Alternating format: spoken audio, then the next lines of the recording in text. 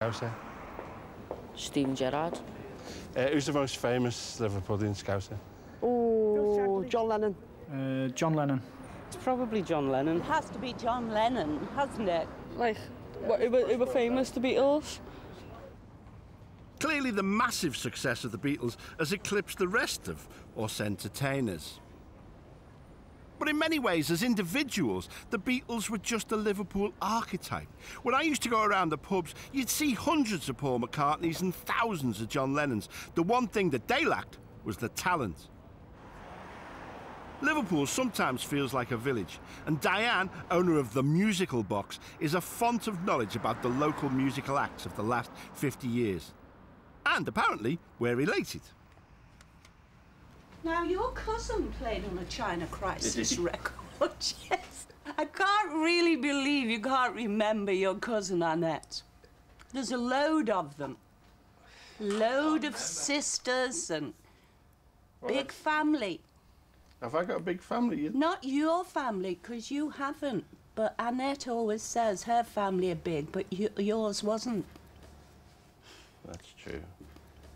Liverpool is a nice place to be a big fish in a small pond, isn't it? Yeah. Yeah, it's comfortable, It's comfortable, But then if you're yeah. thrusting and ambitious, really, Oh, yes. you've got to go to London. So it doesn't necessarily mean that the people who become so famous are actually talented. No. They're just thrusting. They're more thrusting, yeah, no, I agree. They're just... So they've what got no category friends. do you They're come thrusting, into? yeah. No family, deny even cousins. Wait till I tell him. Nobody. Having established our family connections and the fact that I really don't remember my cousin Annette, we finally got onto Diane's theories on Liverpool's musical tradition. Because of the merchant seamen going to New York, bringing stuff back, I think that particularly made Liverpool a music city. It really did, especially with country music. And there were the Hillsiders, Phil Brady, Ross McManus, Jack White. Frankie Vaughan, did you know? Oh, Frankie Vaughan. My grandmother knew his mother. Not Michael bad. Holiday was Yeah. lovely. He's still very popular. And sadly, he killed himself, didn't he? Round about the same time as Freddie Mills. Suicide Pact, perhaps? I don't know. They used to go in the same clubs. Samson and Barlow's, Billy Fury, Elvis Costello, The Farm and Black. Oh, we've missed out Ken I Dodd. noticed you got a best of Ken Dodd there. Is there no end to Diane's encyclopedic knowledge? Or is it that there really have been so many performers in Liverpool that I'll never get out of this shop before I too kill myself? We're all performers in Liverpool, though, aren't we? Yes, everybody's a Yes. performer.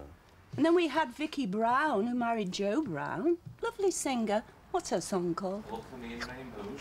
Look for me in rainbows. Yeah, another good funeral Wrote it song. when she was dying.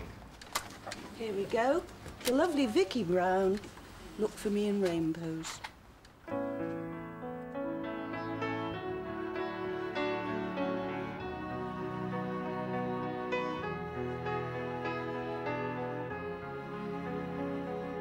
When all the world is new. Who haven't we mentioned? Think, Toe.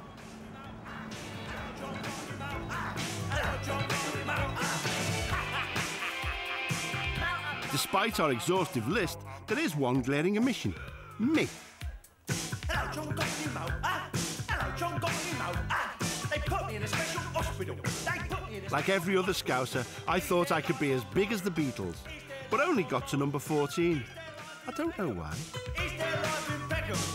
What's that switch over there for? Diane was right when she said in Liverpool, we're all performers. And my theories about why are just that, theories.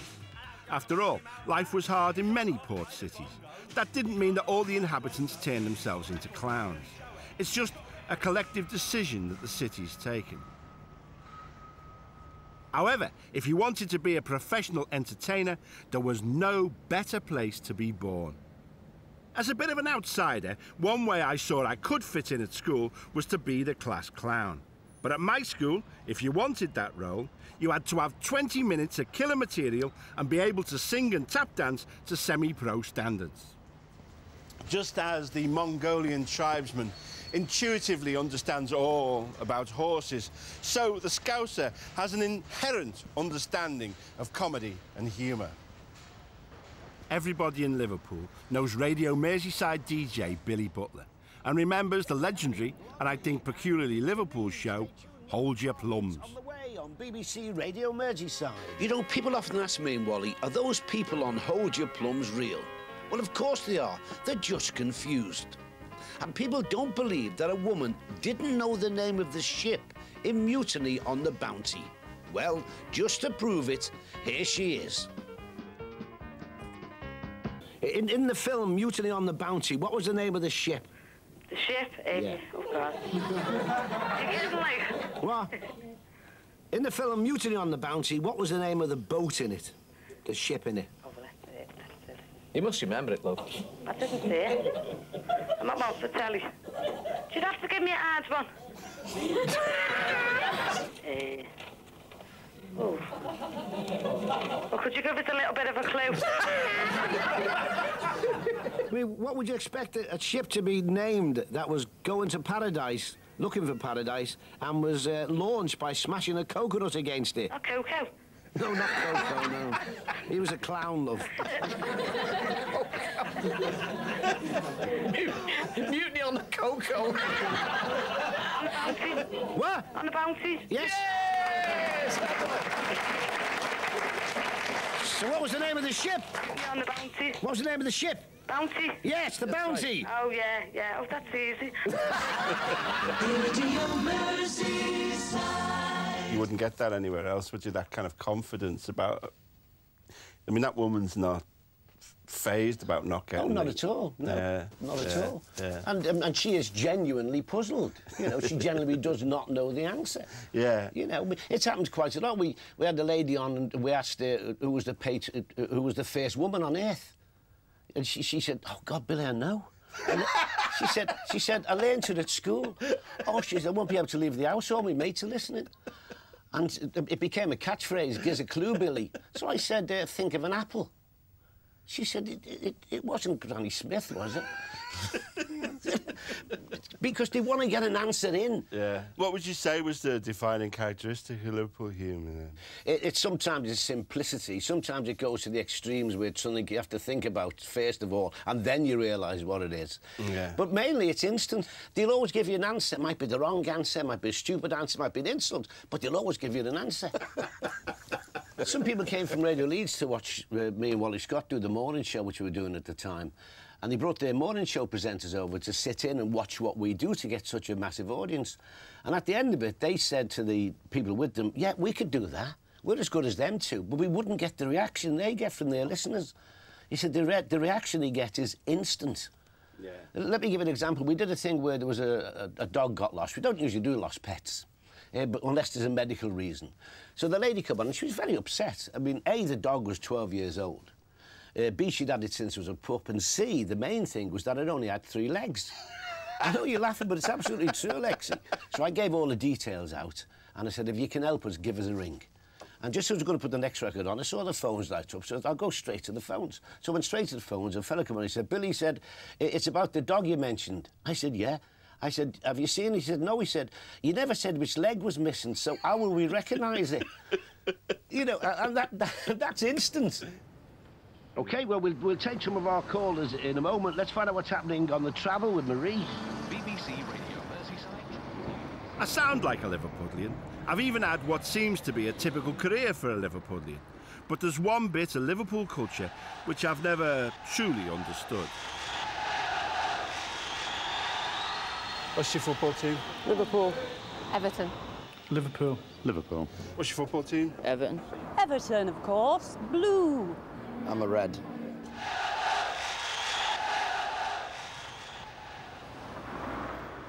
I grew up in Anfield, yards away from the ground. I could hear the roar of the stadium on match days from my bedroom. But despite this, I'm neither red nor blue.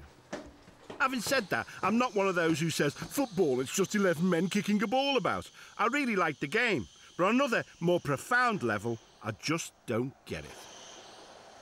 Maybe this is one of the reasons why I've never felt a proper Scouser. I don't know how or why you would care so much about a sport. Someone who undoubtedly gets it is ex-Liverpool footballer John Aldridge. Of course, in the tradition of retired footballers, you no longer find him on the pitch, but on the golf course.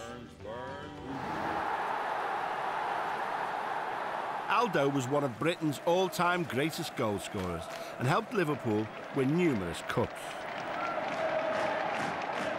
I got took to Anfield, you know, around about the age of 7, and obviously was in the paddock there with my uncle took me, and I got to the end of Liverpool playing Southampton, and I couldn't believe that, you know, what it was all about. I knew about football and I'd seen it on the telly, but I was mesmerised by what when I was looking at the Kop.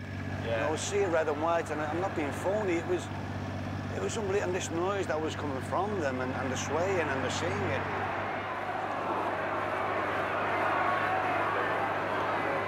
I watched more of the Kop in that 90 minutes than the game, in all honesty, and I just wanted to be there. We've never had it easy in this city, you know, for one thing or another. And we're not made it easy for ourselves in many, many ways.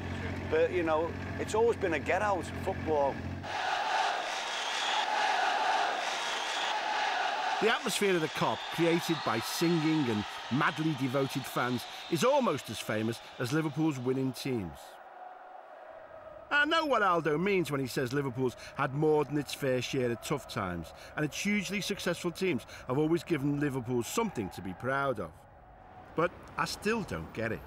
Unless you've played for them like Aldo, what you're proud of is of something somebody else has done. Strangely, the man who most exemplified Liverpool's attitude to football was not a Scouser at all, but a Scotsman, Bill Shankly. Like those fans on the Kop, his devotion to football knew no bounds. Do you think it will become more of an entertainment and less of a sport? Well, for the public, in general, football is an entertainment. For the fanatics, it's the same as me. It's life or death. I think this was partly said in jest. I do still feel uncomfortable, though, about the disparity between the club and its home. Walking the streets right by the ground is a truly shocking experience. Liverpool Football Club is so wealthy and known all over the world, and yet the ground is like some giant toad squatting in the middle of Anfield, sucking life out of the entire neighbourhood. This area where I grew up is now one of the poorest in Europe, and there's little evidence of the wealth of the football club filtering down. You can't deny that football has given a lot to the city, but also I can't help feeling it could give a lot more. A sort of 0-0 draw.